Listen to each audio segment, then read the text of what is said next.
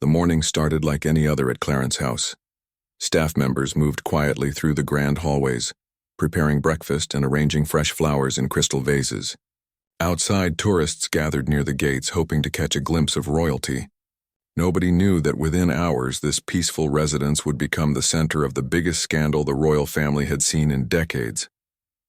Inside the palace walls, a very different scene was unfolding. Senior members of the royal guard had received an urgent call at dawn. The message came directly from palace security headquarters.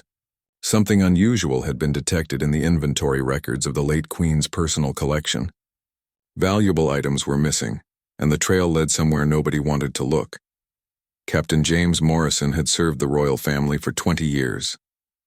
He had protected kings and queens, princes and princesses. Never in his career had he imagined he would be ordered to investigate someone so close to the throne. When his superior handed him the sealed envelope containing his orders, his hands trembled slightly. The instructions were clear and came from the highest authority. He was to assemble a small team and conduct a surprise inspection of Camilla's private residence. The night before, a junior curator at the Royal Collection Trust had been doing routine cataloging work. She was cross-referencing items from the late Queen's private apartments with the official registry. As she worked through the leather-bound ledgers, something caught her attention. Several pieces of jewelry that should have been in the royal vault were marked as transferred, but there was no record of where they had gone or who had authorized the transfer. At first, she thought it might be a clerical error. The royal collection contained thousands of items, and paperwork sometimes got misplaced. But as she dug deeper, she found more inconsistencies. A diamond brooch that Queen Elizabeth had worn at her coronation, a set of pearl earrings given to her by her grandmother, an emerald necklace that had been in the family for generations, all missing from their designated locations. The curator immediately reported her findings to her supervisor. Within an hour, the matter had escalated to the Lord Chamberlain's office. By midnight, Palace security was reviewing CCTV footage and access logs. What they discovered made everyone's blood run cold. The last person recorded entering the vault where these items were stored was someone who had every right to be there, someone who would never be questioned or stopped by security. Captain Morrison gathered his most trusted men at 5 in the morning. There were 5 of them in total, all veterans who understood the delicate nature of royal matters. In a private briefing room, he explained the situation. Some of the men looked shocked. Others remained stoic, their faces betraying no emotion. They all understood what was at stake. If word of this leaked to the press, it would be catastrophic. The team reviewed the evidence one more time. Security footage showed Camilla entering the vault 3 weeks earlier. She had gone alone, which was unusual. Normally, members of the royal family were accompanied by a curator when accessing the collection. The footage showed her emerging 40 minutes later, carrying a large handbag. At the time, nobody had thought anything of it. She had every right to view the collection. She was, after all, the queen consort. But now, with items missing, that visit took on a different meaning. The security team had also discovered that Camilla had made several other visits to various storage facilities where the late queen's possessions were kept. Each time, she had gone without announcement, without the usual protocol. And after each visit, more items appeared to be unaccounted for. Captain Morrison and his team left the palace grounds in unmarked vehicles. They couldn't risk alerting anyone to their mission. As they drove through the early morning streets of London, Morrison thought about the late Queen. She had been a woman of impeccable character, devoted to duty and service. The idea that her personal treasures might have been taken by someone in her own family was almost too painful to consider. They arrived at Clarence House just before 7 in the morning. The residence was quiet. Most of the staff hadn't arrived yet for their daily duties. A few security guards stood at their posts, looking surprised to see the royal guard appear without notice.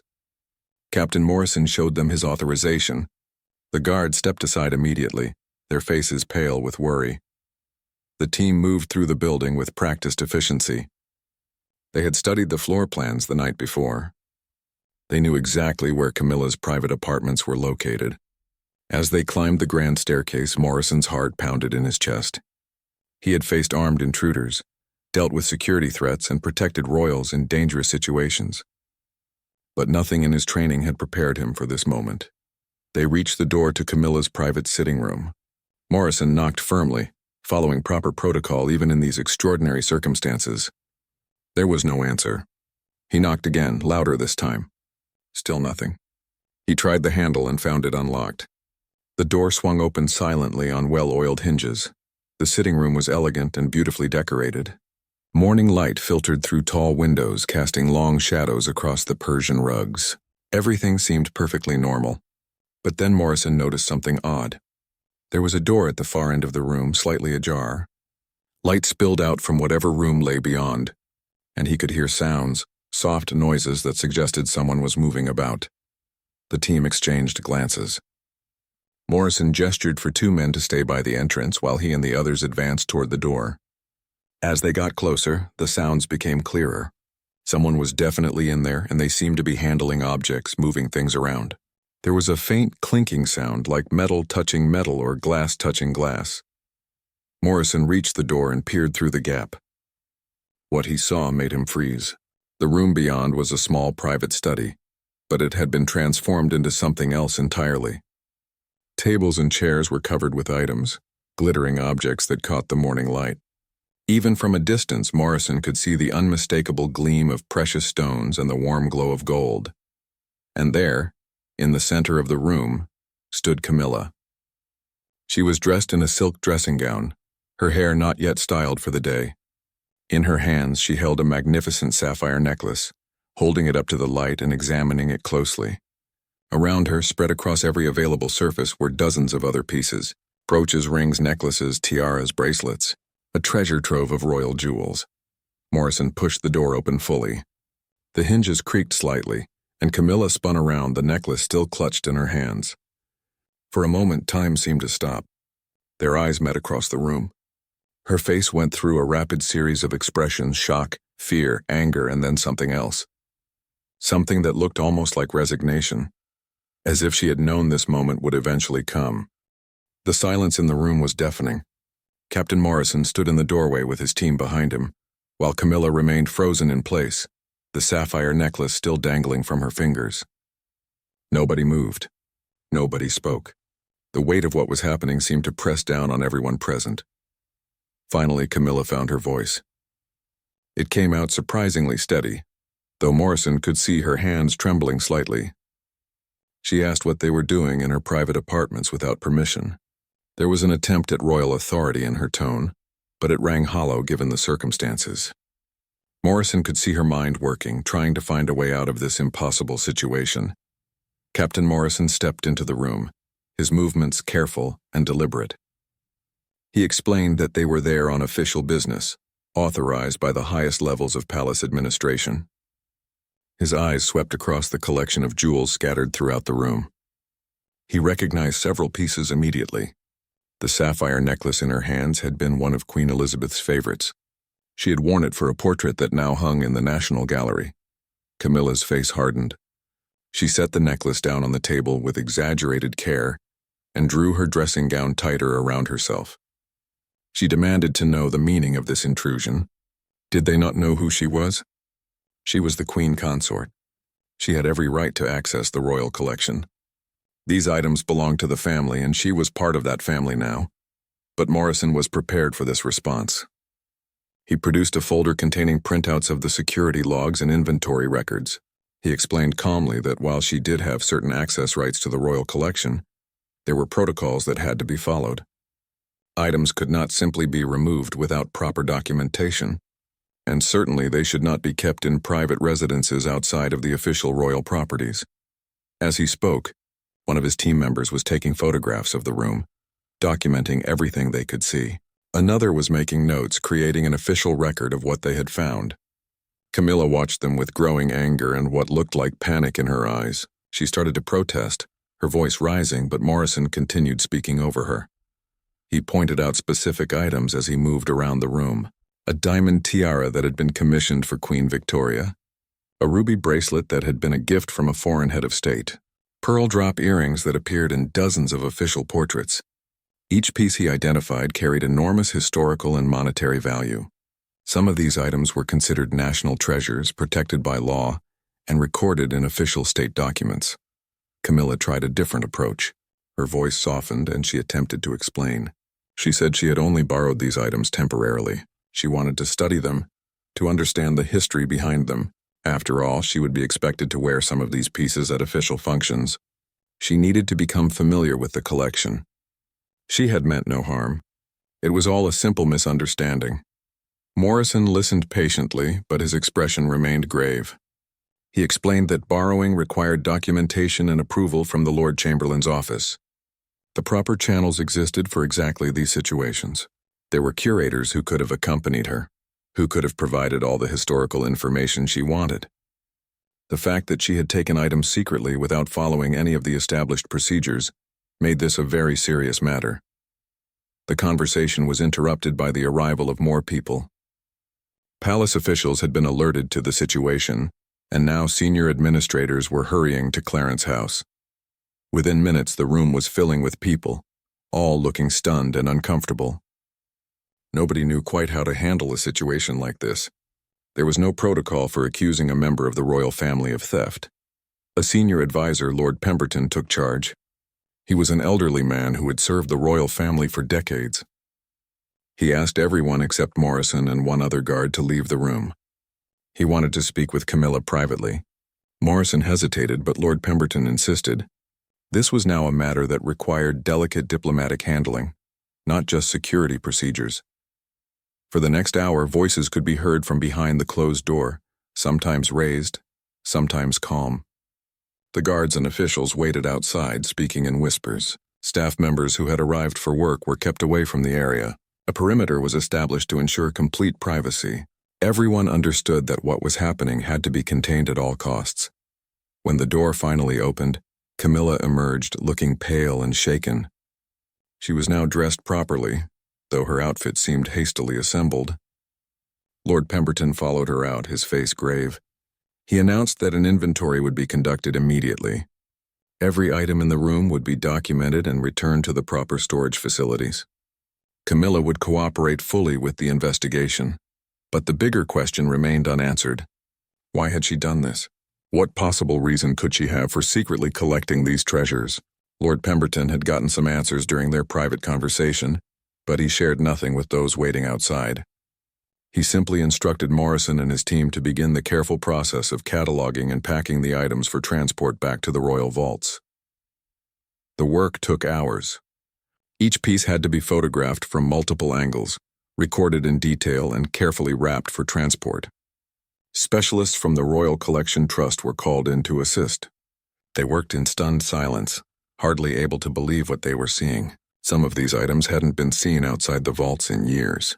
To find them here in Camilla's private study was almost incomprehensible. As the team worked, they made more discoveries. Hidden in desk drawers were additional pieces. A jewelry box tucked away in a cabinet contained even more treasures. Letters and documents suggested Camilla had been planning something with these items, though what exactly remained unclear. There were notes in her handwriting, mentioning appraisers and auction houses, though nothing definitive. By late afternoon, the full extent of the collection had been revealed. Over 200 individual pieces had been removed from royal storage facilities over a period of several months. The total value was estimated in the tens of millions of pounds. Beyond the monetary worth, the historical and cultural significance was immeasurable. These were pieces that told the story of the British monarchy across generations. News of the incident could not be completely contained. Word began to spread within palace circles, though no official announcement was made. Staff members whispered to each other. Security personnel exchanged worried glances. Everyone knew something major had happened, but the full details were kept strictly confidential. Lord Pemberton personally ensured that anyone with knowledge of the situation understood the consequences of speaking publicly about it. Camilla was confined to her apartments for the rest of the day. She was not under arrest, nothing so dramatic, but it was made clear that she should not leave or attempt to communicate with anyone outside. Her phone was temporarily confiscated. Her personal staff was sent away. She sat alone in her sitting room, the same room where hours earlier she had been surrounded by stolen treasures, now empty except for her own thoughts. As evening fell, a crisis meeting was convened at Buckingham Palace. King Charles was informed of the situation involving his wife. The meeting lasted well into the night. Difficult decisions had to be made about how to handle this scandal. The royal family had weathered many storms over the years, but this was something entirely new and deeply personal. King Charles sat in his private study at Buckingham Palace, his head in his hands. The ornate clock on the mantelpiece ticked loudly in the silence. He had been briefed on everything that had been discovered at Clarence House. The shock and betrayal he felt were almost physical, a tight knot in his chest that made breathing difficult. This was his wife, the woman he had loved for decades, the woman he had fought so hard to be able to marry. The evidence was undeniable. Over 200 pieces from his late mother's collection, removed secretly and kept hidden in Camilla's private study. Lord Pemberton had shown him the photographs, the inventory lists, the security footage. Each piece of proof was another knife in his heart. How could she have done this? How could she have taken his mother's treasures, items that held such deep personal and historical significance? But there was more to the story, details that made the situation even more complicated. During her private conversation with Lord Pemberton, Camilla had finally revealed her motivation. She claimed she had been trying to protect the items. She insisted she had heard rumors that certain pieces were going to be sold or donated to museums. She wanted to keep them safe, to preserve them for the family, particularly for her own children and grandchildren. Lord Pemberton had pressed her on this explanation. Where had she heard these rumors? Who had told her that royal treasures were going to be sold? Camilla became vague, mentioning overheard conversations and concerns shared by unnamed friends. The story didn't hold up under scrutiny. There had never been any plans to sell or donate the items she had taken. The entire royal collection was protected by law and tradition. The real reason, Charles suspected, was more complex and more troubling. Camilla had always felt somewhat like an outsider in the royal family. Despite her position, despite the eventual acceptance, there remained a sense that she was not quite fully embraced. The late Queen Elizabeth had been civil to her, but their relationship had been complicated. Perhaps taking these items was Camilla's way of claiming her place, of asserting ownership over a legacy that she felt should be partly hers. Or perhaps it was something darker. Among the items found in her study were several pieces that Camilla had been explicitly denied permission to wear at public events. When she had requested them for past occasions, she had been told they were reserved for specific members of the royal family. Had she taken them out of spite? Out of a desire to possess what she had been refused? Charles thought back over the past months, looking for signs he might have missed. There had been moments when Camilla seemed preoccupied, anxious about something she wouldn't discuss. Several times he had found her awake late at night claiming she couldn't sleep. She had become more possessive of her privacy, insisting that even he should knock before entering certain rooms. He had attributed it all to the stress of her new role as queen consort, never imagining the truth. Meanwhile, in a different part of the palace, a team of lawyers and advisors were trying to determine the legal implications. Technically, what Camilla had done could be considered theft, even though she was married to the king. The items belonged to the crown, to the nation, not to any individual. The fact that she had access to the storage facilities didn't give her the right to remove items without authorization, but prosecuting a member of the royal family, especially the queen consort, was virtually impossible. It would be a constitutional crisis of the highest order. The public scandal would be devastating. The monarchy itself could be threatened. These considerations had to be weighed against the principles of law and justice. Could someone be above the law simply because of their position? One advisor suggested that they could handle it as a private family matter, imposing their own consequences without involving the courts. Another argued that the severity of what had been taken demanded more serious action. The debate went on for hours with no easy answers emerging. Every option seemed to carry enormous risks. Back at Clarence House, Camilla sat alone in her apartments, the reality of her situation settling over her like a heavy blanket. The items were gone, catalogued, and returned to their proper places. The evidence of her actions had been documented in minute detail. There was no way to deny what she had done, no way to pretend it was all a misunderstanding. She thought about how it had started. The first piece she had taken was a relatively minor item, a small brooch that had belonged to Queen Elizabeth. She had told herself she was just borrowing it, that she would return it soon. But then she had taken another piece and another. It had become almost addictive, the thrill of possessing these beautiful, historically significant objects. Each time she looked at them, arranged in her private study, she felt a sense of power and belonging that she had never quite achieved in any other way. She knew now that it had been foolish, reckless even, but at the time it had felt justified. These were family treasures after all, and she was family. Why shouldn't she have access to them? Why should everything remain locked away in vaults seen by no one, appreciated by no one?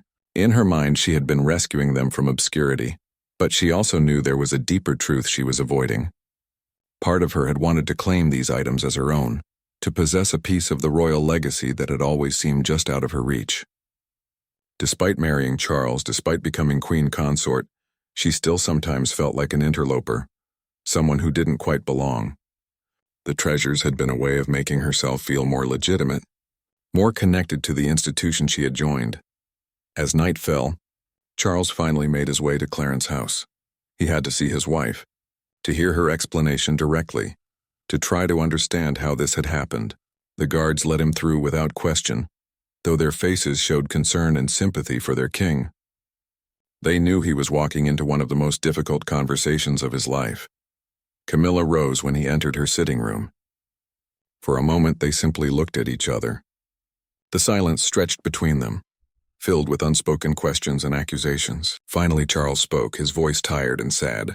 He asked the simplest question, the one that had been tormenting him all day.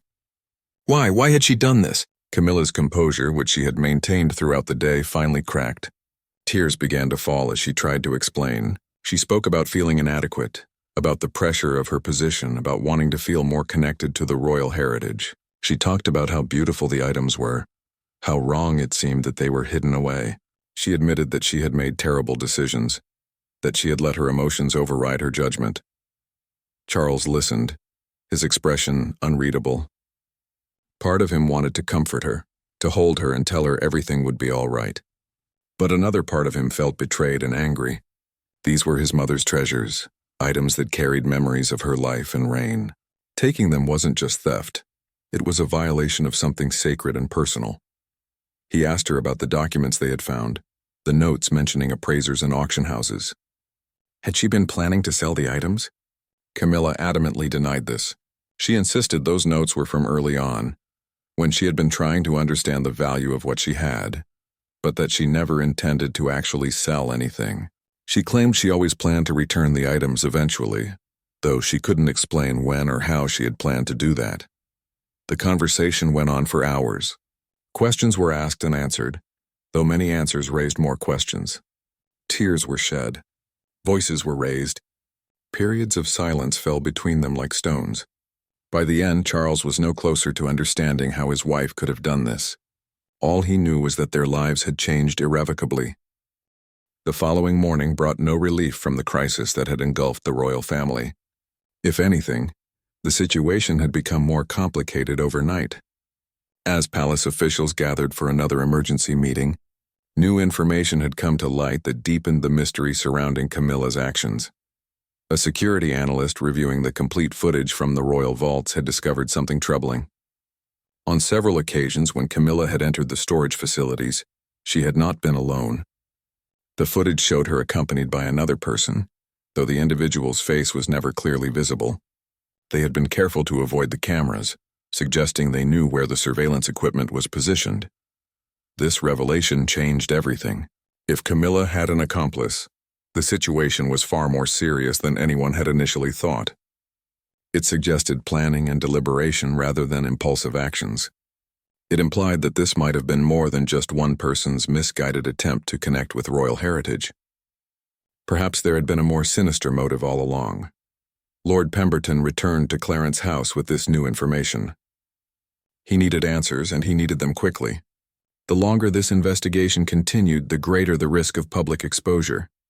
Already too many people knew about the situation. It was only a matter of time before someone leaked information to the press. Camilla's reaction to the surveillance footage was telling. When shown the images of her mysterious companion, her face went pale.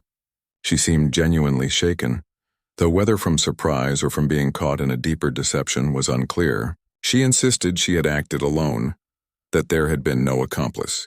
But the evidence was right there on the screen, undeniable and damning. Under pressure, Camilla finally admitted that someone had accompanied her on those visits. But she refused to name the person. She said it was someone who had been helping her, someone who had encouraged her interest in the royal collection. She claimed this person was innocent and had no idea she was taking items without permission. Her story seemed rehearsed, as if she had been preparing this explanation in case this moment came. Lord Pemberton was not satisfied with vague answers. He needed a name. The palace security team needed to know who else had been involved in this breach of protocol and security. He pressed her repeatedly, but Camilla remained stubbornly silent on this point. She would accept full responsibility for her actions, but she would not implicate anyone else. The standoff lasted for hours. Palace lawyers were consulted about whether Camilla could be compelled to reveal the identity of her accomplice. The legal situation was murky. As queen consort, she had certain protections and privileges, but she also had responsibilities to the crown and to the institution of the monarchy. Her refusal to cooperate was making an already difficult situation nearly impossible to resolve. While this was happening, another team was conducting a thorough investigation into anyone who might have had access to the vault area during the times in question. They reviewed employment records, security clearances, and visitor logs. They interviewed staff members, asking carefully worded questions that wouldn't reveal too much about the investigation. Slowly, a list of possible suspects began to emerge. One name kept appearing in the investigation with concerning frequency. Sarah Thornton had been Camilla's personal assistant for 3 years. She had accompanied Camilla on numerous official and private engagements. She had access to Camilla's schedule and her personal correspondence. And according to several staff members, she had been acting strangely in recent months, more secretive and protective of Camilla's privacy than usual. Security footage from outside the vault areas showed Sarah Thornton in the vicinity on several dates that matched Camilla's unauthorized visits. While the footage from inside the vaults never clearly showed her face, the timing was too coincidental to ignore.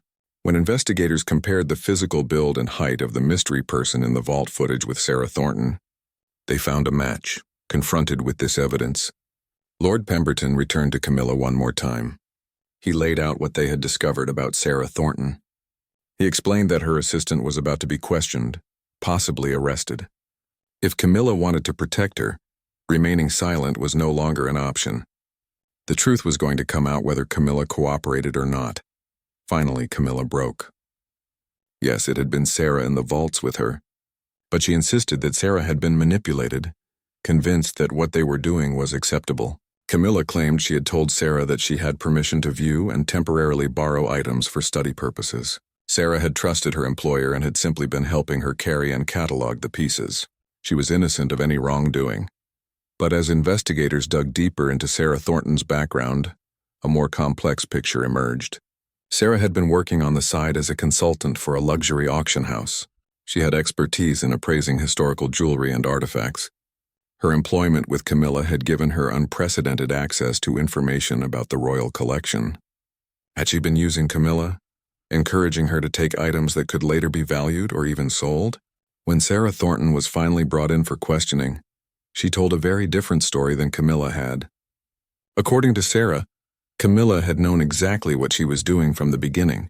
There had been discussions about the value of the items, about which pieces would be most desired by collectors. Sarah claimed that Camilla had been planning to gradually move items out of the royal collection, replacing them with high-quality replicas that would not be detected during routine inspections. This was explosive information that contradicted everything Camilla had said. According to Sarah, the whole operation had been carefully planned over many months. The goal was to build a private collection that Camilla could eventually pass on to her own children, separate from the official royal inheritance. Sarah admitted she had been compensated for her help and expertise, receiving regular payments into an offshore account. The investigators now faced a credibility problem. Who was telling the truth?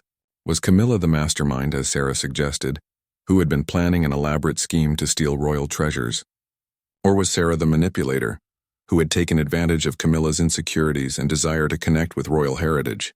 Perhaps the truth lay somewhere in between, with both women sharing responsibility in different ways. Bank records were subpoenaed.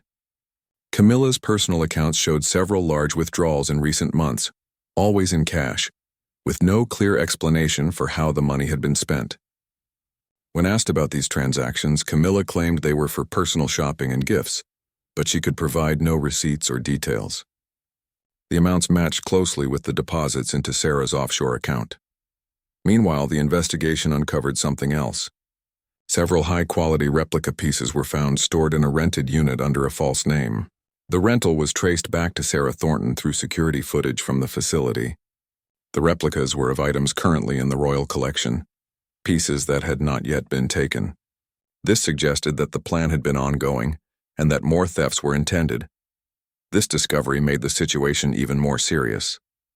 What had been discovered at Clarence House was not the complete extent of the plot.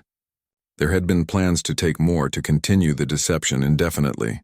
If the junior curator had not noticed the discrepancies in the inventory, who knows how long this might have continued, or how many more treasures might have been stolen. King Charles was devastated by each new revelation. Every update seemed to make things worse, to reveal deeper levels of deception and planning.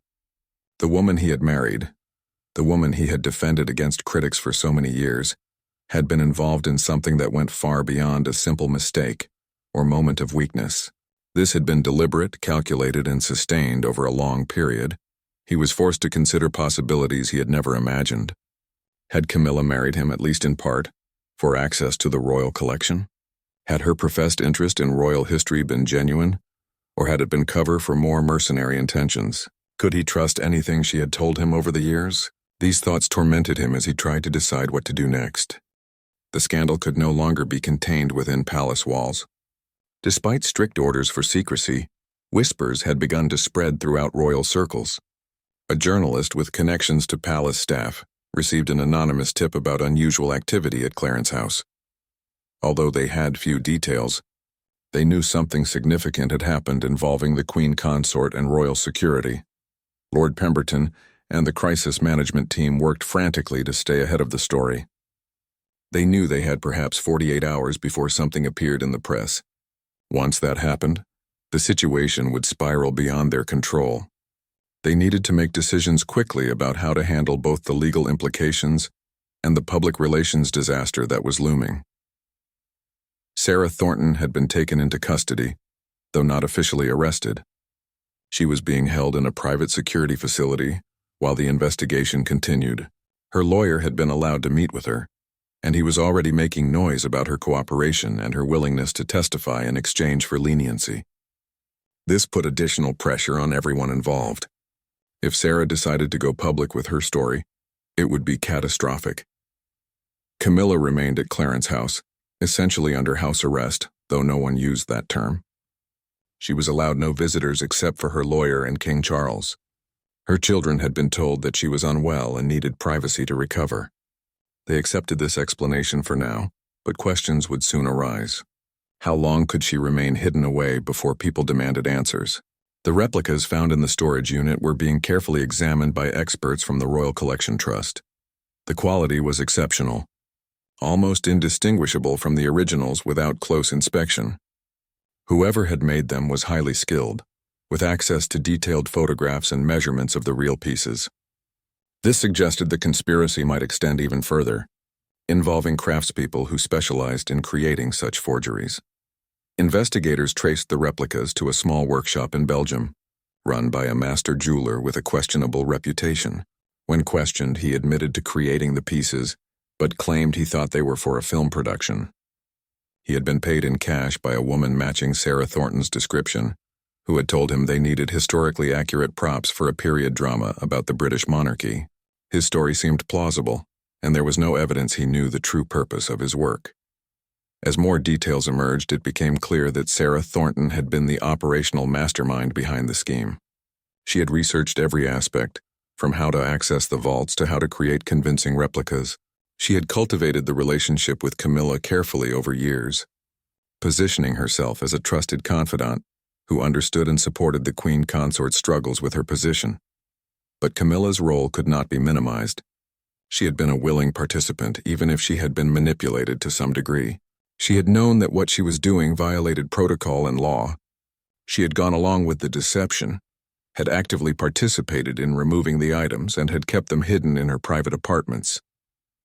Whatever Sarah's influence, Camilla had made choices and must accept responsibility for those choices. King Charles met with his closest advisors to discuss possible courses of action. The options were all painful. They could pursue criminal charges against both women, but this would require a public trial that would dominate headlines for months. They could handle it as a private matter, imposing their own penalties, but this might look like the royal family was above the law. They could force Camilla to abdicate her position as queen consort, but this would require Charles to effectively repudiate his wife, something he was deeply reluctant to do. There was also the question of what to tell the public. A complete cover-up was no longer possible. Too many people knew too much. But how much should be revealed? Should they admit that items had been taken but minimize the extent? Should they blame everything on Sarah Thornton and portray Camilla as a victim of manipulation? Or should they be completely transparent, laying out all the facts and accepting the consequences? Charles struggled with these decisions.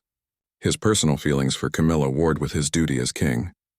He had loved her for so long, had fought so many battles to be with her. But she had betrayed not just him, but his late mother's memory and the institution of the monarchy itself. How could he forgive that?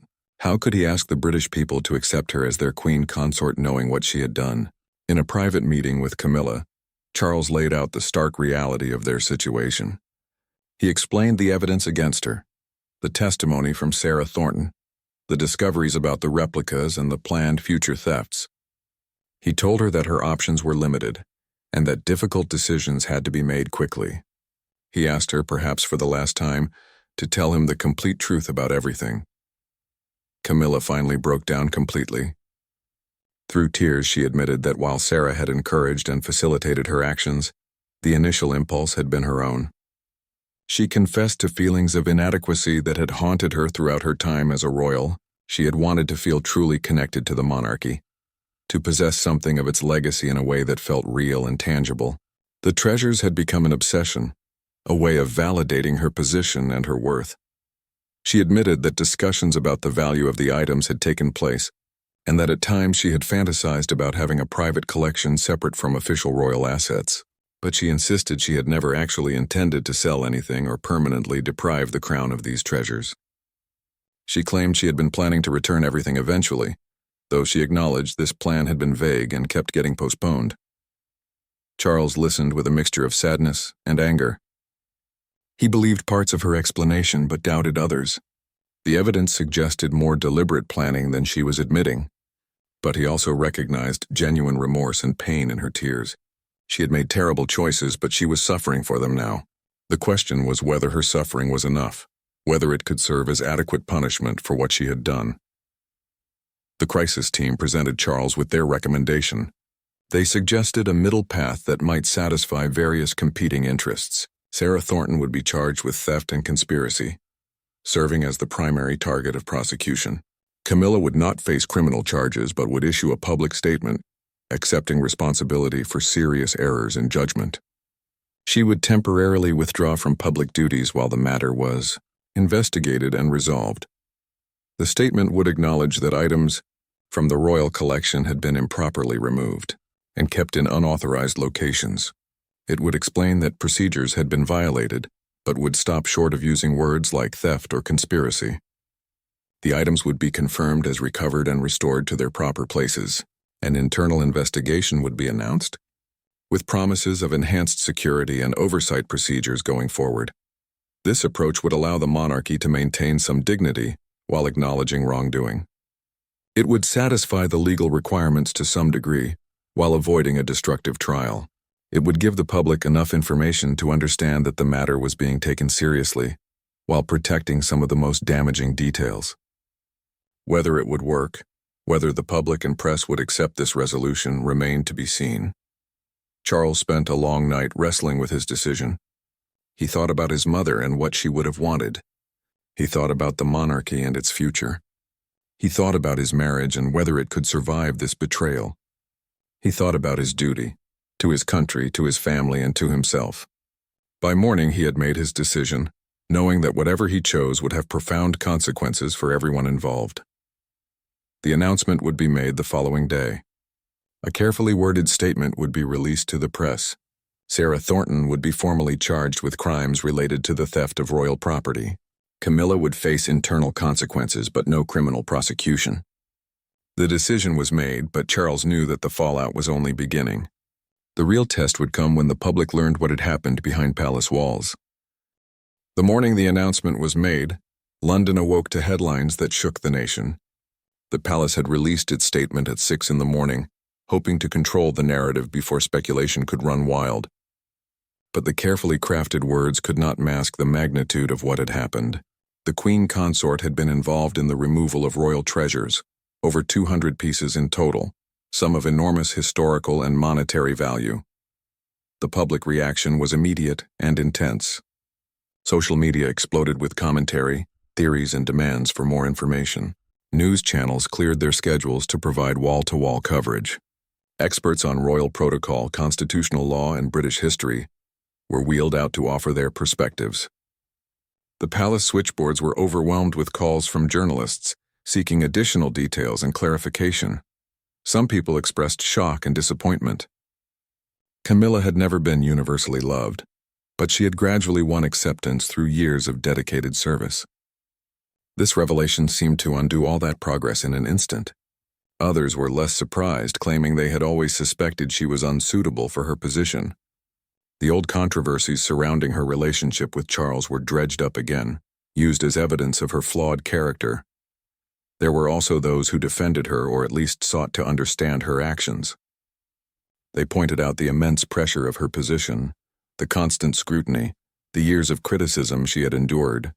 Perhaps she had made mistakes, but did that make her a criminal? Should she be condemned forever for what might have been a psychological crisis? A desperate attempt to feel valued and accepted in a role that had never quite fit?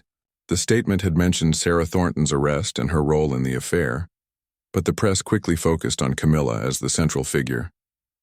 Questions multiplied faster than the palace could answer them. How long had this been going on? Why had no one noticed sooner?